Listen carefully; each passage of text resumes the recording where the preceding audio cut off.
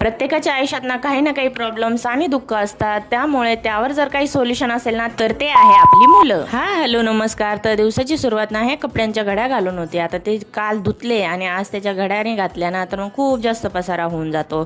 आणि ना प्रत्येकाला वाटतं की याचं आयुष्य किती सोपं आहे, पण प्रत्येकाच्या आयुष्यात भरपूर असे प्रॉब्लेम्स असतात आणि भरपूर असं दुःख असतं. आणि त्याच्यात जर काही सोल्युशन असेल ना तर ते आहे आपली मुलं.